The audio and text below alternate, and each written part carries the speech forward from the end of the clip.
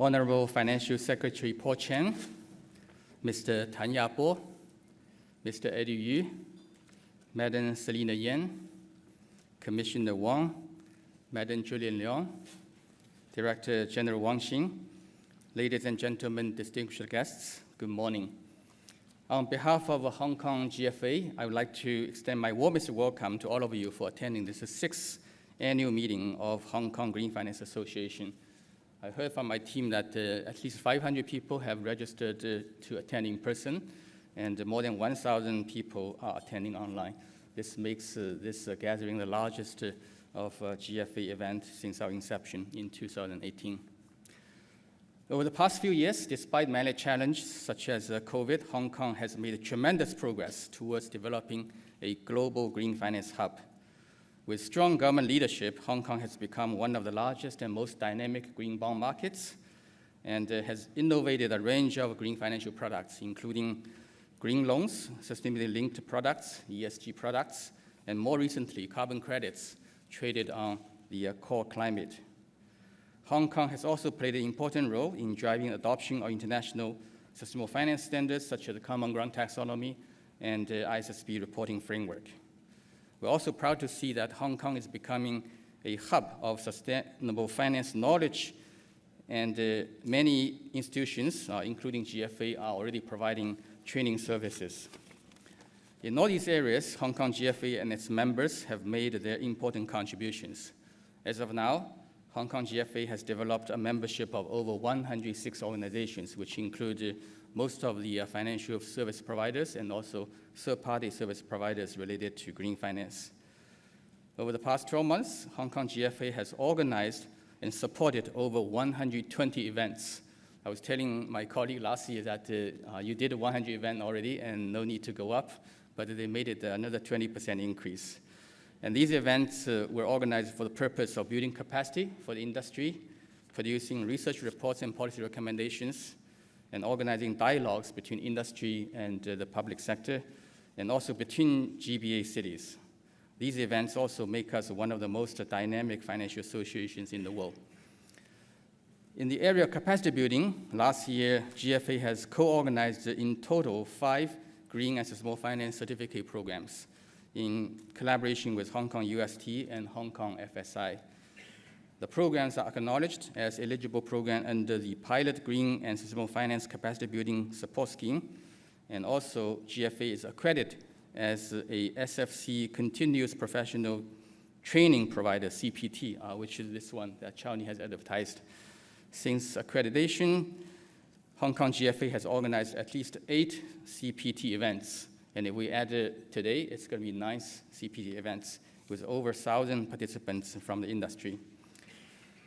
As for research and policy advocacy, Hong Kong GFA has organized many research and policy research-related projects, including on topics such as Common Ground Taxonomy, decarbonization pathways for the GBA, climate change investment funds, and ESG enhancement for the fee industry. As for the CGT study, Chowny has already released 2 phases of reports in the previous occasions, and today she will be presenting the phase 3 report and make recommendations.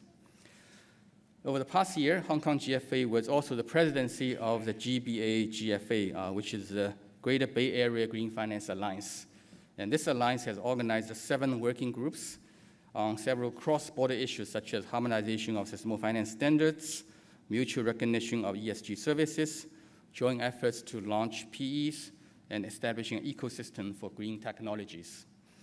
During the year of our presidency, we also organized a face-to-face dialogue between GBA regulators and private sector representatives, including those from Guangdong, Shenzhen, Hong Kong, and Macau. And thanks to Julia for hosting us a few months ago for our GBA GFA event in your office. Looking to the future and building on global trends of sustainable finance development, I would like to say a few words on a few key areas that require further collaboration between public and private sector. And also, I think this is where Hong Kong GFA can play a role. I'll briefly touch upon 4 topics: transition finance, ISSB, CGT, and carbon. First, establishing an ecosystem for transition finance. I strongly believe that transition finance represents a mega trend of sustainable finance development globally, especially in Asia, when carbon intensity is high. This was highlighted in the G20 Transition Finance Framework, which was agreed last year and was endorsed by the G20 leaders in Bali. And this is also now being practiced in many countries and financial institutions, including in mainland China. We'll be hearing from Mr. Wang Xing, who will be speaking online representing PBOC, how the Chinese Central Bank is working on the drafting of the transition taxonomy, and how some cities in China, including Huzhou, has already come up with specific actions such as the transition taxonomy, disclosure requirements, products, and incentives. I think over the medium term, the amount of financing raised for transition will be greater than amount of pure green financing. And in this regard, I think Hong Kong can capture a very large opportunity. Hong Kong should capture this opportunity by developing its own transition taxonomy, transition-related disclosure rules, and improve on all kinds of products linked to decarbonization performance. Second, adoption of ISSB disclosure rule. ISSB has provided a global baseline for sustainability reporting, and they issued S1, S2, as many of you know. And I think Hong Kong is in a unique position to promote its adoption both locally and globally. If adopted locally, many Hong Kong-listed companies, including mainland companies listed in Hong Kong, will be on fast track towards enhancing their sustainability reporting, and will serve the purpose of demonstration and capacity building for other mainland Chinese companies and for the rest of Asia. Also, if Hong Kong becomes a leader in this space, it will incubate a new industry, and that industry will provide a lot of services, including on carbon accounting, on climate risk analysis, on transition planning, and on application of digital technology in this space. I know SFC is actively working in this area. I'm looking forward to hear what Julia will have to say to us today. Third, adoption of a CGT-based taxonomy. Taxonomy as approach to identify and label green and transition activities is one of the key pillars of sustainable finance development along with disclosure. The Common Ground Taxonomy, developed under the leadership of China and EU, has contributed to the global interoperability in this space. Over the past year, more than a dozen Chinese issuers have used CGT, namely Common Ground Taxonomy, to issue international green bonds. In fact, most of these were arranged through Hong Kong. And many of our members, including Chao Ni, Tracy, Carmen, they've been working on a lot of transactions which are using CGT as a label. And also, 200 Chinese green bonds issued locally, domestically in China, have been labeled as CGT aligned already, and they're becoming more accessible by international investors. I believe Hong Kong can play a bigger role going forward in this area. Hong Kong can develop and use a CGT-based technology to label its green assets, to facilitate cross-border transactions, especially of Chinese green assets, to help enhance the capacity of other jurisdictions of taxonomy-related topics. I'm glad that the MA has come up with a prototype of taxonomy, and will share with us on the market feedback. Fourth, developing a carbon market with stronger connectivity with mainland China. The core climate is a great start for Hong Kong to establish a globally recognized voluntary carbon market, which has a potential to become the next big highlight for Hong Kong's green finance landscape. I think in the next stage, Hong Kong should consider develop its own carbon standard based on ICVCM, and they should develop mechanisms that can generate a much larger volume of demand and supply for Hong Kong. In addition, Hong Kong could explore the opportunity to work with CCER, the Chinese domestic voluntary carbon market, on connectivity and interoperability between the mainland market and the international market. This was a concept of carbon connector, which I raised a couple of years ago, but now we have opportunity to work with CCER in China. A mechanism similar to Bond Connect and Stock Connect can be considered for carbon connectivity to allow international investors to access CCER, with Hong Kong being the bridge. To conclude, there are many exciting opportunities in front of us, especially for the Hong Kong green finance community, to make a meaningful contribution to further growth of the small finance market, to help arrange financing for both pure green and transition activities. Hong Kong GFA stands ready to build a strong partnership between the private and public sector to enhance capacity and to facilitate transactions. We just revamped our working group arrangement under the GFA, and we will better serve these purposes mentioned above. Under our new structure, we now have 5 working groups. These working groups are working on banking and transition, standards and disclosure, product innovation, GBA collaboration, and the real estate. And these groups are hosting 10 work streams, which will work on more specific topics to drive innovation. I hope all members of HKGFA will more actively involve in our work, including the work stream, and contribute your knowledge and expertise. And of course, enjoy your benefits as members, since you have paid your membership dues. Let me thank all of you for attending this annual forum today and for your continued support for Hong Kong GFA. I would like to express my gratitude and special thanks also to our sponsors for this event. These are BOC Hong Kong, HSBC, Standard Chartered, PwC, UBS, Miltech, Moody, Natixis, and S&P. Without their support, this event would not be possible. I wish today's event a great success. Thank you very much.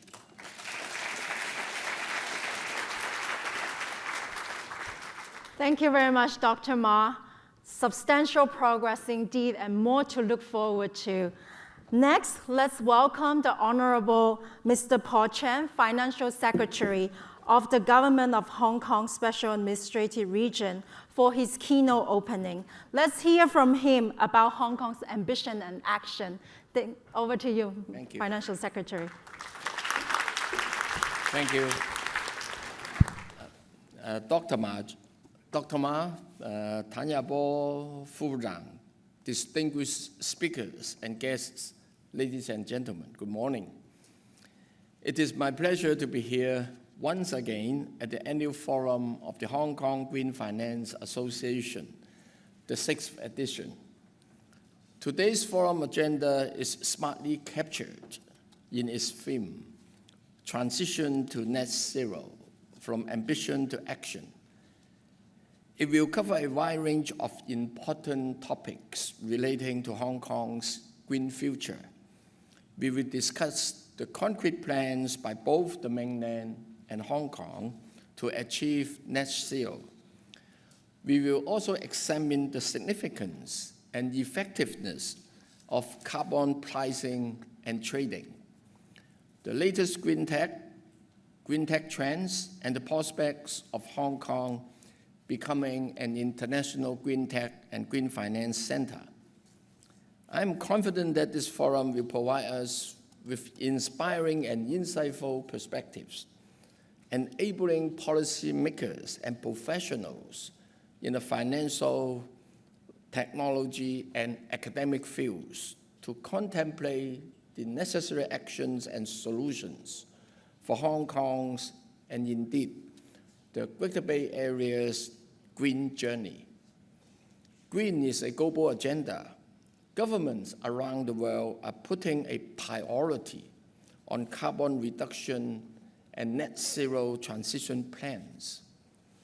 Our country has set the 30-60 targets, and green transition is central to the pursuit of high-quality development, as highlighted at the 20th National Congress of the Communist Party of China and this year's high-level 2 sessions in Beijing. Here in Hong Kong, we have also set targets to halve carbon emissions by 2035 and achieve carbon neutrality by 2050. We are fully committed to these goals and are making tangible progress.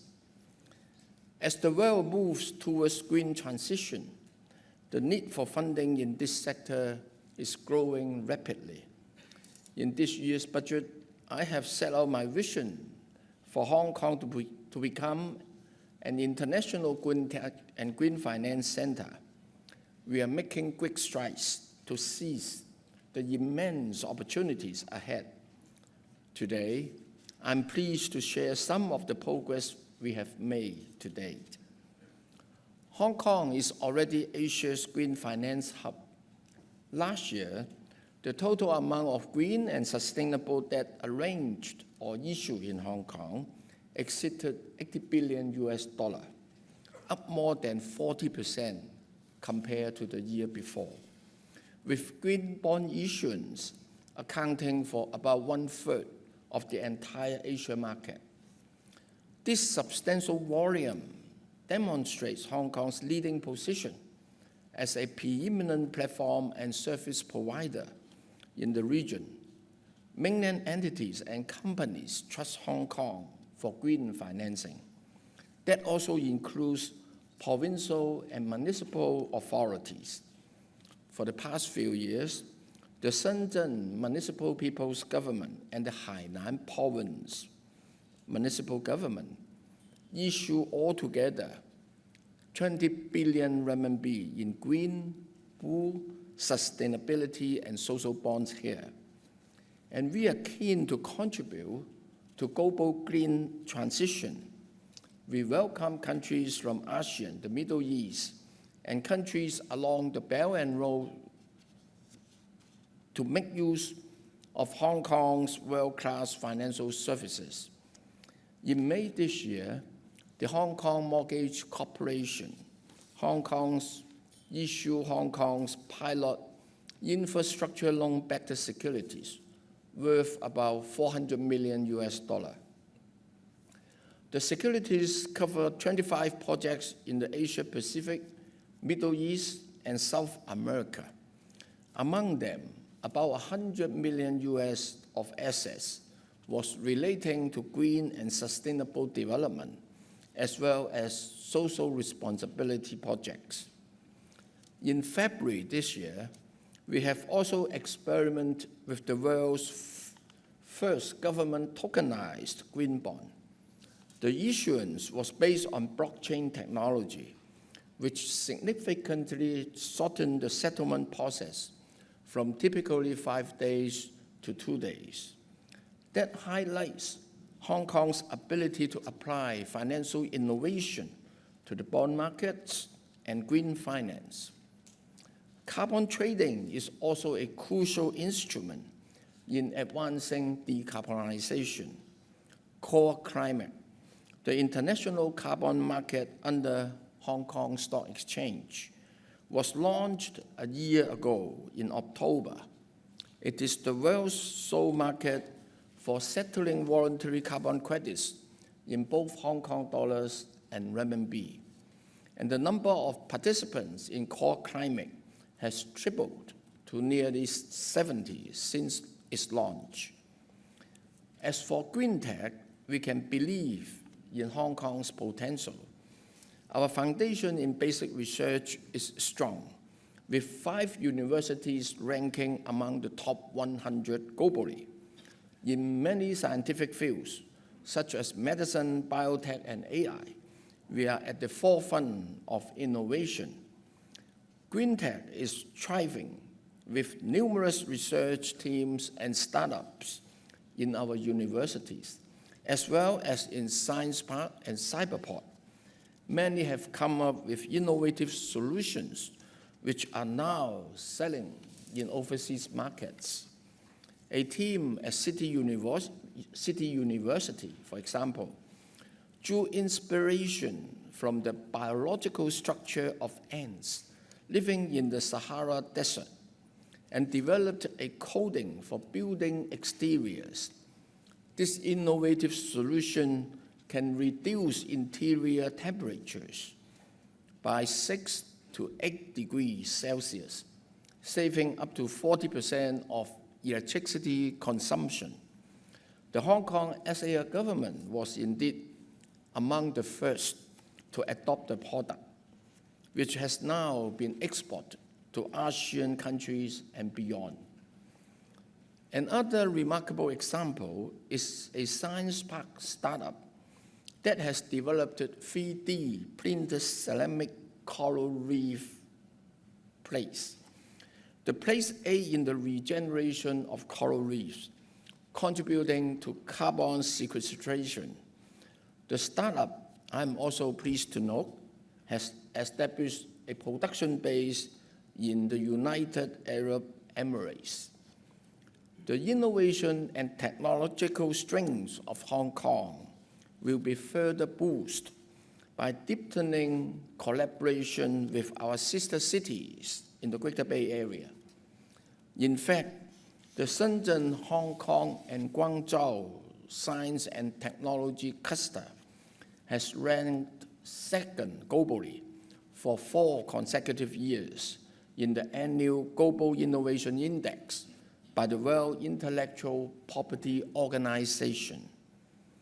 Indeed, with our respective strengths in basic research, commercialization, financing, and advanced manufacturing, the Greater Bay Area is destined to become a green tech and green finance center, powered by complete financial and industry chain.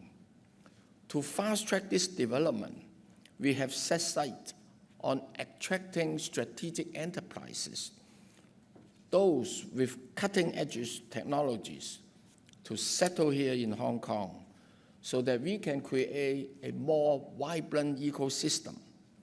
We established the Office for Attracting Strategic Enterprises last December to target such businesses, as well as those in the life and health sciences, artificial intelligence and data science, fintech, advanced manufacturing, new materials, and new energy.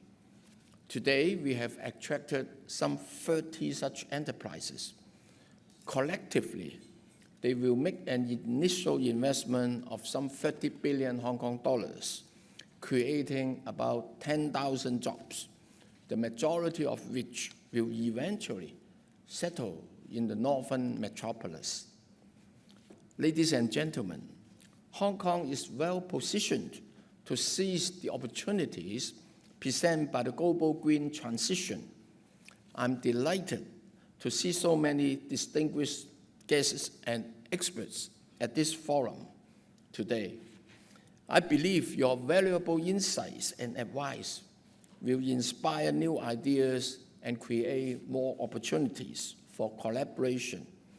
My sincere thanks to the Hong Kong Green Finance Association for giving me this welcome opportunity to speak to you today. I wish you all a productive and inspiring forum and the best of health and business. Thank you.